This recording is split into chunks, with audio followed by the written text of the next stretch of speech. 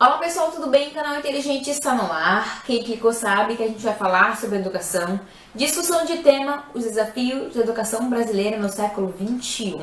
Acho que esse é o momento mais apropriado para a gente discutir esse tema. É um assunto que está bastante em evidência aqui no Brasil. Eu resolvi dividir esse vídeo em 3 vertentes de abordagem.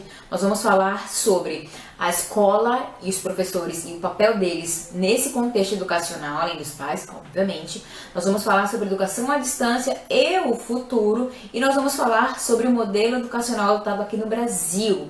Esse vídeo tem um formato um pouco diferente, nós teremos notícias e dados durante o vídeo, e nós teremos também citação aí surgindo de vez em quando no decorrer do nosso questionamento e discussão, ok? Mas antes de começar, deixa eu pedir para vocês conceituarem educação. O que é educação para vocês?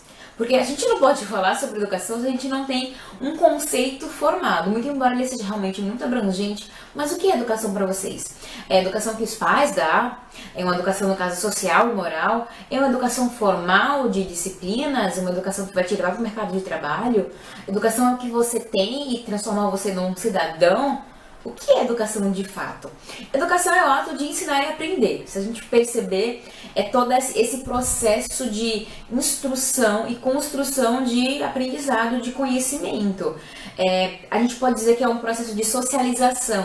Você tem que ser educado para você fazer parte do seu meio social. Cada sociedade, cada país, cada continente tem uma cultura diferente. Então, a educação vai te ajudar a se moldar e se adaptar às leis do seu meio social, certo? Então, se a gente for perceber, a educação é bastante abrangente, e nesse vídeo especificamente a gente vai estar falando desde uma educação mais social e moral até uma educação formal também. Interrompemos a nossa programação para apresentar o Jornal do CI. O assunto de hoje é educação. Se fosse você, pegaria papel e caneta para anotar as informações. Reforma no ensino médio é anunciada pelo governo federal. O governo federal publicou o texto da medida provisória 746 de 2016, acerca da reforma do ensino médio. Após polêmica sobre a retirada das disciplinas de artes, educação física, filosofia e sociologia, o Ministério da Educação anunciou a edição do texto e a manutenção das 4 disciplinas. Outras mudanças foram anunciadas, como o aumento da carga horária, a possibilidade de contratação de profissionais de notório saber, inclusão do ensino técnico e integral e a obrigatoriedade do ensino do inglês. O anúncio gerou polêmica e dividiu a opinião dos brasileiros e da comunidade escolar. Educação à distância é a que mais cresce no Brasil, segundo o censo do MEC. Com mensalidades acessíveis e horário flexível, a modalidade foi a que mais cresceu nos últimos anos. Segundo dados do Ministério da Educação, 3,3 milhões de matrículas no ensino superior foram registradas entre 2003 e 2013. Um terço correspondia a cursos à distância. Em 2014, segundo a Associação Brasileira de Educação à Distância, o total de matriculados já ultrapassava a marca de 3,8 milhões. Índice de evasão escolar ainda preocupa especialistas. Um levantamento feito pelo movimento Todos pela Educação, com base na Pesquisa Nacional por Amostragem Domiciliar, PNAD, de 2013, indica que 45% dos jovens brasileiros não conseguem concluir o ensino médio até os 19 anos, 2 anos após a idade adequada. A evasão escolar tem motivos ligados a contextos diversos, mas uma pesquisa feita pela Fundação Getúlio Vargas mostrou que 40,3% dos jovens entre 15 e 17 anos que tinham abandonado os estudos era por falta de interesse, não por necessidade de trabalhar, como muitos pensam. Brasil é o 10º país com maior percentual de alunos com baixo desempenho. O Brasil ocupa a 10ª colocação entre os piores países com baixo percentual de desempenho em matemática, leitura e ciências, segundo dados divulgados pela Organização para a Cooperação e Desenvolvimento Econômico. O relatório intitulado Alunos de Baixo Desempenho, por que ficam para trás e como ajudá-los, baseia-se em dados de 2012 do Programa Internacional de Avaliação de Alunos, PISA, da própria OCDE, e analisou 64 países.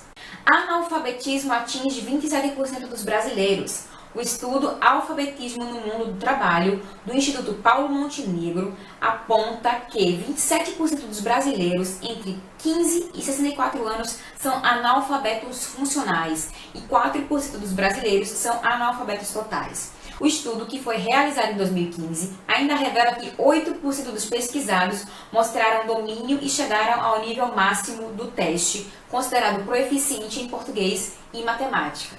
Apenas 8%. O Jornal do Canal Inteligente fica por aqui. Continue com a programação normal. Mas eu não vou começar esse vídeo sem antes ler a Lei de Diretrizes e Bases da Educação. A lei é a 9.394, de 20 de dezembro de 96. É através dela que a nossa educação se pauta. Eu não vou ler ela completa, tá? Eu vou deixar o link também para vocês. Eu vou ler alguns artigos e pequenos tópicos que eu acho importante e eu preciso que vocês assimilem a ideia de cada um deles, tá? Artigo 1º. A educação abrange os processos formativos que se desenvolvem na vida familiar, na convivência humana, no trabalho, nas instituições de ensino e pesquisa, nos movimentos sociais e organizações da sociedade civil e manifestações culturais. Artigo 2º. A educação, dever da família e do Estado, inspirada nos princípios de liberdade, solidariedade humana, tem por finalidade o pleno desenvolvimento do educando, seu preparo para o exercício da cidadania e sua qualificação para o trabalho. Do artigo número 3, ele fala sobre o ensino será ministrado com base nos seguintes princípios.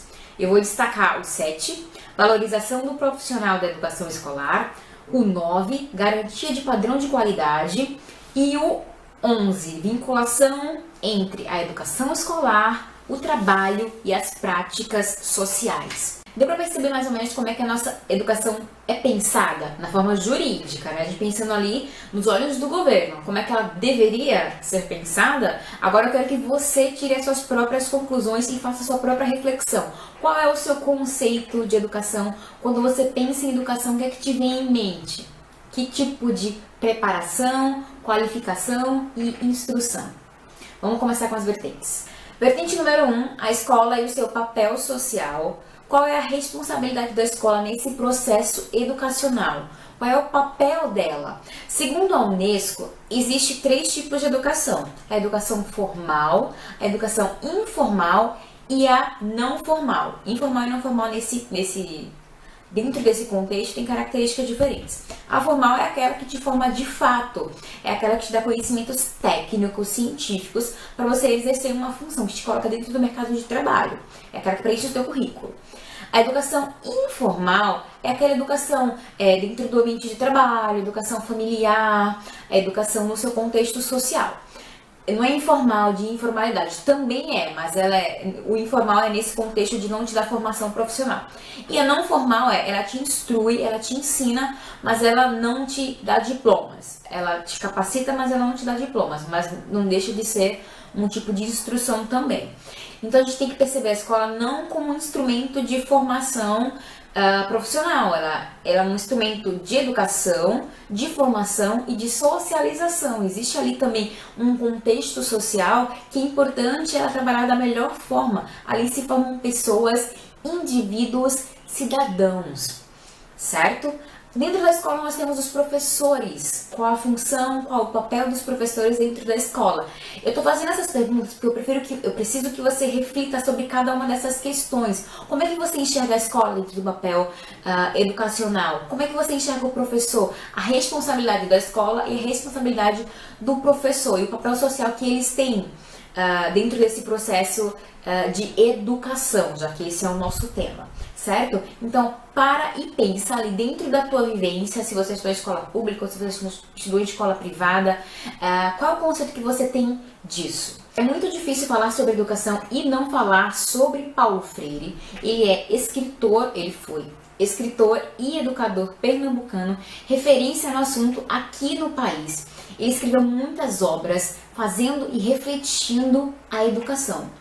Ele era a favor da educação criativa. Para ele, o ambiente escolar tinha que despertar no aluno a curiosidade, o raciocínio lógico, o senso crítico. O ambiente escolar ia muito além do ensino técnico. Nas condições de verdadeira aprendizagem, os educandos vão se transformando em reais sujeitos da construção e da reconstrução do saber ensinado, ao lado do educador, igualmente sujeito do processo. Ele via educador e educando, professor e aluno, como sujeitos do processo educativo, do processo educacional. Vamos lá. Ensinar não é transferir conhecimento, mas criar as possibilidades para a sua criação ou a sua construção. Para ele, conhecimento é algo que se constrói.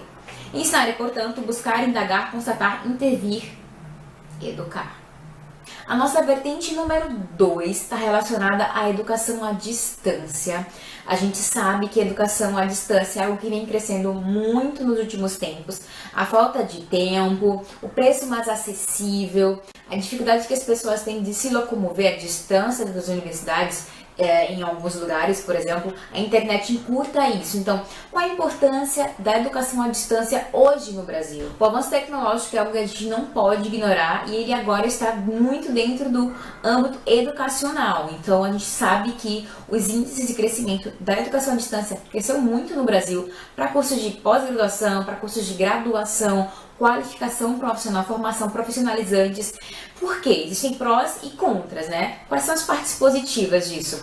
O preço é mais acessível porque não existe gasto com infraestrutura, deslocamento, manutenção, é tudo muito online, é tudo muito mais simples e você também não precisa ter um horário fixo para estudar. Aí tem os contras, é mais difícil de fiscalizar. A gente sabe que existiram polêmicas sobre universidades que ofereciam cursos à distância e, na verdade, o curso não era regulamentado pelo MEC. Então, tem um post, inclusive, lá no blog que eu falo sobre isso. Como é que você pode pesquisar se a faculdade é uma faculdade registrada, se o curso é um curso reconhecido naquela faculdade no MEC. Então, vou deixar o linkzinho no box de informações. Outra questão também a ser observada é a questão da qualidade. O acompanhamento é um pouco mais difícil, os estudantes que reclamam muito nesse aspecto. O que tem de facilidade também tem aspectos mais negativos. Mas são coisas que precisam ser melhoradas. E aí eu pergunto para vocês acham que a educação à distância é o futuro da educação? Vai formar bons profissionais? A docente número 3 aborda o modelo educacional brasileiro e seus desafios. Aqui a gente traz escola sem partido, a medida provisória 746, que fala sobre a reforma no ensino médio, a gente pensa em analfabetismo, a gente pensa qual é o verdadeiro objetivo desse modelo educacional brasileiro. O que ele quer formar? Se a gente voltar para a LDB, o artigo 2 diz o seguinte: a educação, dever da família e do Estado, inspirada nos princípios de liberdade e nos ideais de solidariedade humana, tem por finalidade o pleno desenvolvimento do educando, seu preparo para o exercício da cidadania e sua qualificação para o trabalho. Então, se a gente perceber, desde o início do vídeo, a gente vem falando sobre isso. A questão da qualificação profissional, mas também a formação de cidadãos, porque essa também é uma função da escola. Em outros vídeos meus de discussão de tema, e no vídeo sobre os agentes que a gente utiliza na proposta de intervenção, eu também falo sobre isso. A escola não tem só um papel de educar tecnicamente o aluno, ali também é um ambiente social. Inclusive eu já falei isso nesse vídeo, certo? Então vamos lá. Escola sem partido é um movimento bastante polêmico e tem o objetivo de... Eu peguei isso no escolasempartido.org. É uma iniciativa conjunta de estudantes e pais preocupados com o grau de contaminação político-ideológica das escolas brasileiras em todos os níveis, básico ao superior. Ele tem a escola sem partido vem questionar o modelo educacional brasileiro e o que é discutido dentro do ambiente escolar, na questão não apenas política, mas ideológica, religiosa, num contexto geral. Quer se limitar isso, quer deixar isso como responsabilidade dos pais. Tanto que tem aqui são 6 regras que os professores devem seguir. Eles dizem o seguinte: o professor respeitará o direito dos pais a que seus filhos recebam a educação moral que esteja de acordo com suas próprias convicções. Não vou me aprofundar, nem vou produzir nenhum comentário, porque esse não é o meu objetivo aqui.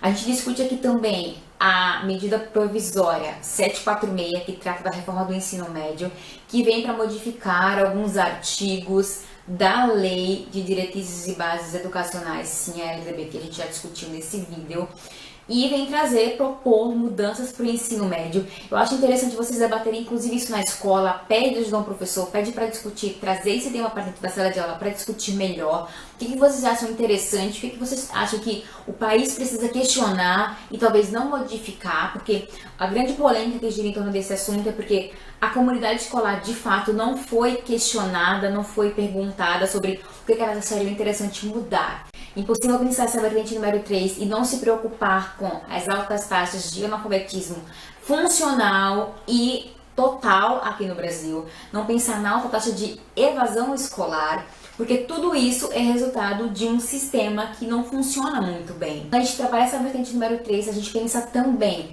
na grade curricular composta nas escolas e nas instituições de ensino superior.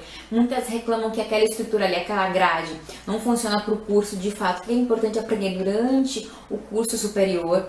E a gente pensa também nas formas de avaliação, desde a escola até os processos seletivos para que você ingresse no ensino superior aqui no país. É justa? Qual seria a melhor opção? Qual seria a forma mais justa de seleção e de avaliação?